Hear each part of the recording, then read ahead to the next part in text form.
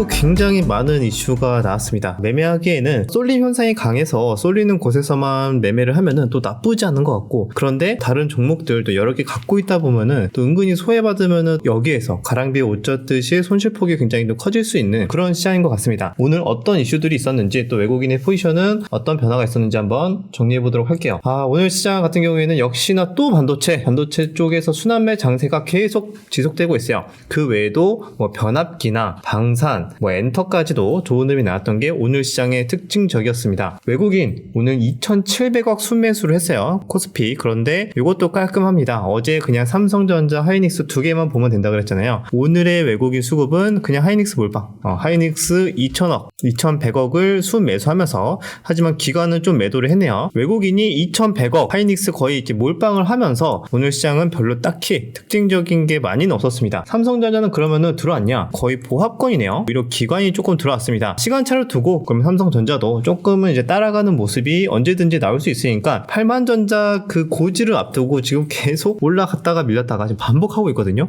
그래도 매물 소화하는 과정이지 않을까, 이런 흐름이 나오고 나서 결국에는 돌파가 나올 것이다, 좀 이런 기대를 많이 하는 것 같습니다. 삼성전자 다시 다른 이제 반도체 하이닉스에 비해서 아직 많이 오른 게 없다. 충분히 따라갈 수 있으니까 계속 관심 있게 체크를 해보자, 이렇게 말씀을 드리도록 하겠습니다. 그러면은 오늘 어떤 이슈가 있었냐? 바이오가 좀 투자 심리가 갑자기 안 좋게 된 이유가 있었습니다. 그게 뭐냐면, 오전부터 알테오젠이 마이너스 6% 개파락하더니 15%까지 밀렸거든요. 나온 뉴스를 본다면은 알테오젠의 박순재 대표 부인 블록딜 소식에 굉장히 약세를 보였다고 합니다. 부인이 블록딜 하는데 이 정도로 반응이 나와야 되나? 라고 생각이 들었는데, 근데 그 금액이 무려 3천억이에요. 3천억이면은 그래도 꽤 큰 금액인 것 같은데, 요거를 조금 할인된 가격에 한 19만 7천 원 정도 가격된 것 같은데, 그 정도 가격으로 이제 블록딜을 한다, 이런 뉴스가 나왔습니다. 아무래도 시장에서는 이렇게 대표나 이제 특수 관계자가 왜 여기서 이렇게 열심히 큰 금액을 매도를 하지? 왜냐면은 우리가 이번에 나왔던 독점 계약의 내용에 의하면은 앞으로 5년 10년간 마일스톤 받고 꾸준하게 로열티 받고 하다 보면은 굉장히 주가가 더 오를 수도 있다라고 생각을 할 텐데, 왜 지금 팔까에 대해서는 어느 정도 이게 단기 고점의 가능성도 좀 있지 않을까 보통 사람들이 많이 생각을 하잖아요. 그래서 이런 영향 때문에 오늘 강하게 매도가 나왔다 라고 볼 수가 있는데, 그럼에도 아직 기대감이 살아있다. 밑꼬리가 좀 많이 만들어졌습니다. 밑꼬리가 만들어졌다는 거는 또 나름대로 하락이 나왔을 때 대기 매수세가 아직도 탄탄하게 있다라는 걸 의미할 수 있기 때문에, 알테오젠 앞으로의 추이, 여기서 또 다시 반등이 성공을 하는지 관심 있게 또 체크를 해야 될 것 같아요. 자, 이러한 뉴스 영향 때문인지 바이오 쪽이 조금은 투자 심리가 꺾인 것 같습니다. 그래서 오늘 HLB도 10%대 하락이 나와줬고요.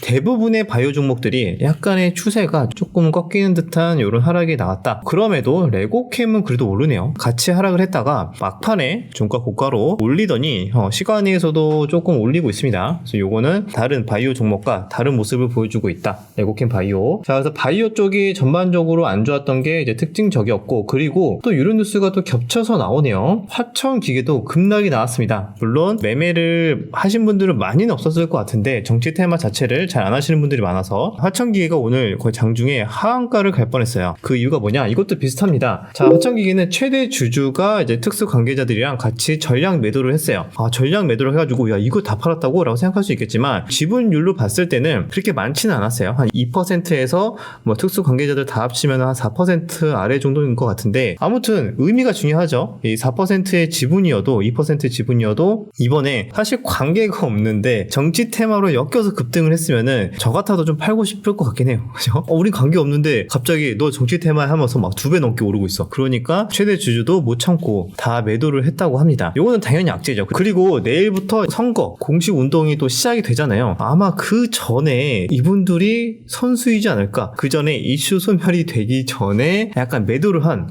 그런 또 패턴인 것 같은데, 이런 이슈도 있었으니까요, 또 당분간 또 조심하셔야 될 것 같습니다. 정치 테마 쪽. 그리고 오늘의 가장 큰 특징은 역시 반도체의 강력한 순환매였습니다. 하이닉스가 어제 이어서 오늘도 신고가를 계속 갱신을 하는 분위기 지속이 되니까 갑자기 못 참겠다 나도 신고가 하면서 어제는 한미반도체가 신고가를 갔죠. 한미반도체가 무려 20%나 급등을 하면서 역사적 신고가를 다시 한 번 더 갈아치웠는데 오늘은 형님이 갔으니까 이번엔 내 차례다. 이수페타시스가 역사적 신고가를 또 갈아치웠습니다. 작년 7월에 찍었던 요 고점을 오늘 돌파를 했네요. 물론 시원하게 돌파한 건 아니에요. 아주 살짝 올라온 상태라서 조금 더 추이는 지켜봐야 되겠지만 오늘 이렇게 11%대 거래대금도 6천억 터져주면서 순환매가 반도체 쪽에서 계속 이렇게 들어오고 있는 게 특징입니다. 그러면은 내일 시장의 참여자들은 또 관심을 갖거든. 야, 어제는 한미, 오늘은 이수페타, 그럼 내일은 어딜까? 한번 차트 딱 둘러보는데 예전에 대장급이었던 종목들 가온칩스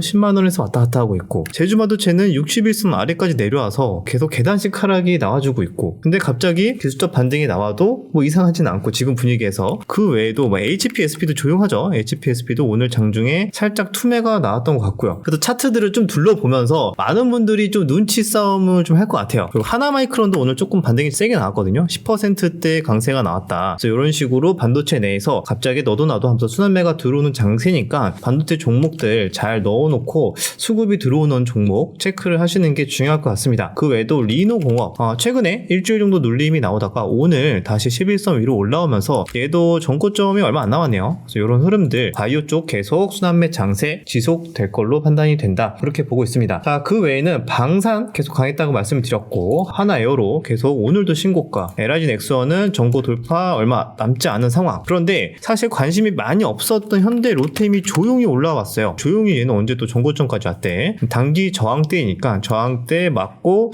눌림 이후에 반등이 나와주는지 여부를 일단 체크를 해야 될 것 같습니다. 그 다음에는 변압기가 진짜 안 죽어요. 그죠? 재룡전기 신고가, 그 다음에 LS 일렉트릭도 오늘도 10만원 거의 다 왔네요.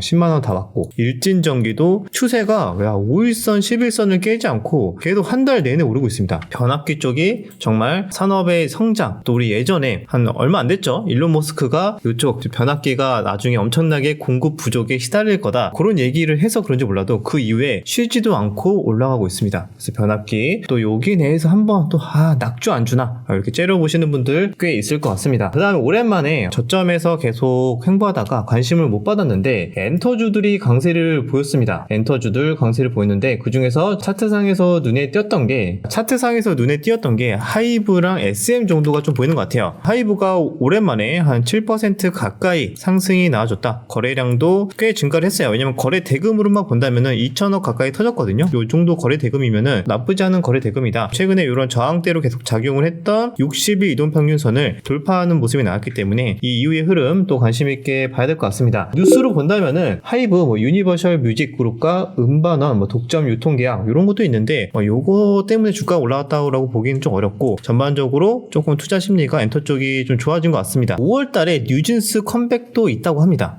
이런 영향 때문에 슬슬 원래 엔터 쪽이 이제 봄쯤 되면은 조금씩 이제 활동을 더 많이 하기 시작해서 그런지 몰라도 요즘부터 오를 수도 있다. 이런 전망이 있었거든요. 그래서 그런지 일단 바닥권을 다지고 올라와주고 있다. SM도 마찬가지. SM도 어제에 이어서 오늘도 장중에 6%대 좋은 흐름이 나왔습니다. 자, SM도 뉴스를 찾아본다고 한다면은 NCT 그룹이죠. NCT 드림이 최근에 음반 성적이 굉장히 좋다고 합니다. 이런 영향 때문인지 몰라도 나름대로 조금 상승이 잘 나와주고 있었다. 이렇게 정리를 하도록 하겠습니다. 자, 그 다음에 오늘 오전부터 좀 떠들썩했던 이슈가 있었죠. 볼티모어 대교 붕괴가 있었습니다. 요거 때문에 오늘 해운주가 단기적으로 좀 급등이 나오고 반대로 조선주는 하락이 나왔어요. 해운주 같은 경우에는 대표적으로 흥하해운, 그죠? 흥하해운이 장중에 20%나 넘게 급등을 했다가 윗꼬리를 만들면서 하락을 했고 대한해운 이런 종목도 상승했다가 대부분 다 상승을 반납하면서 하락이 나왔습니다. 반면 조선주들 삼성중공업 4% 가까이 하락, HD현대중공업도 좀 하락이 나왔는데 어떤 내용이 나왔었냐? 지금 이슈 두 가지로 보고 있는 것 같아요. 볼티모어 대교 붕괴 때문에 물류망이 이제 마비가 돼서 이게 혹시나 에너지 쪽으로도 연관이 좀 되면서 에너지 쪽 공급망에 혼란을 주는 것이 아닌가라는 우려감이 하나 있었고요. 그리고 조선 섹터로 본다면은 알고 보니까 HD현대중공업이 제조사래. 제조사의 책임을 물을 수 있는 여지가 있는 거 아니야? 그러면은 우리나라 조선주에도 악재 아니야? 이런 식으로 투자 심리가 처음에 퍼졌던 것 같아. 그래서 조선주들이 하락을 했다가 아니다. 알고 보면 여기가 선사의 문제일 수 있다. 왜냐면 부딪힌 선사. 그 이유는 현대중공업이 만들긴 했지만 이미 10년이 됐고 그리고 관리 소홀의 문제가 크다라고 생각이 들기 때문에 제조사의 책임이 아니라 선사의 책임이 가능성이 높다. 뭐 이런 관리 미숙 때문에 이런 또 내용이 나와주면서 조금은 밑꼬리를 만든 것 같은데 그래도 일단 최근에 추세는 좋았는데 투자 심리가 살짝 꺾이는 좀 그런 명분이 된 것 같습니다. 이 정도로 볼티모어 대교 붕괴 그 이후에 어떤 또 에너지 문제 뭐 에너지 가격이 어떻게 움직여주는지 이 정도만 가볍게 좀 체크를 하시면 될 것 같아요. 여러분들 오늘 이게 진짜 말이 되나 싶거든요. 정말 단타도 여러분들 좀 적당히 찌셔야 됩니다. 야, 오늘 스펙주를 보면서 하나 32호 스펙이 오늘 상장이 됐는데 분봉을 볼까요?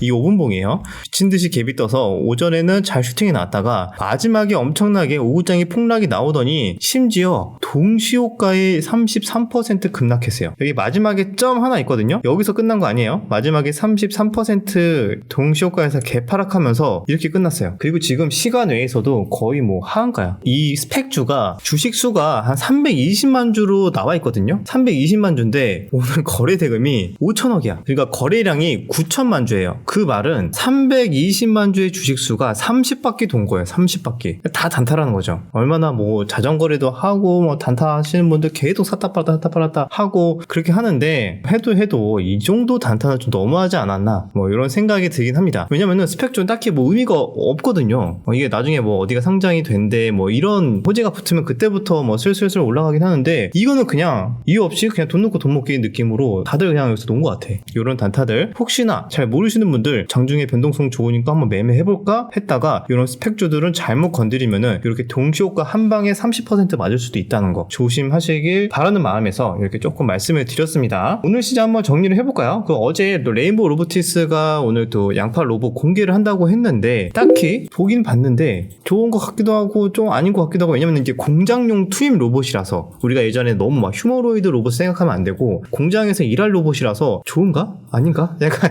이렇게 긴가민가 하는 분들이 많더라고요. 저도 좀 그렇게 느꼈고 그래서 그런지 몰라도 일단은 조금 차익 실현이 나왔습니다. 많이 폭락한 건 아니에요. 레인보우는 2%대 하락이 나왔고 대부분의 로봇주도 좀 조정, 좀 쉬어가는 모습인 것 같습니다. 오늘의 시장을 정리를 해본다면은 역시 외국인 반도체만 사고 있다. 그러니까 반도체 내에서 순환매 계속 하루하루 걸러서 종목들 대장급의 종목도 움직여주고 있으니까 내일은 또 뭐가 오를지 많은 분들이 관심 있게 볼 것 같습니다. 바이오 쪽에서는 그나마 요거 3천당 제약이 좋은 변동성이 나와주고 있고요. 그리고 막판에 레고캠 바이오가 좀 올라줬고 그 외에는 알테오젠 악재와 함께 HLB 차익 실현으로 투자 심리가 조금은 안 좋아졌다. 이렇게 보고 있습니다. 방산, 변압기, 엔터가 계속 강세를 보이고 있는 모습이 특징적이었다. 이 정도로 정리를 하도록 하겠습니다. 저는 개인적으로 그냥 반도체 쪽 매매를 해야 될 것 같고 그 다음에 일부 개별 호재가 붙은 또 바이오 종목이나 몇몇 개별주들 위주로 그냥 트레이딩을 해야 될 것 같아요. 자, 여기까지 영상 마무리하고요. 자, 오늘의 명언 말씀드리도록 하겠습니다. 항상 인내심을 가져야 된다. 자신의 의견이 확실하게 증명되기 전까지는 확신해서는 안 된다. 내가 아무리 분석을 열심히 잘해도 그 주식이 움직이기까지에는 시간이 걸릴 수가 있습니다. 그 전까지 당연히 내가 틀릴 수도 있기 때문에 인내심을 가져야 되는 거죠. 모든 주식이 마찬가지인 것 같습니다. 자, 여기까지 영상 마무리하고 내일 영상에서 뵙도록 하겠습니다.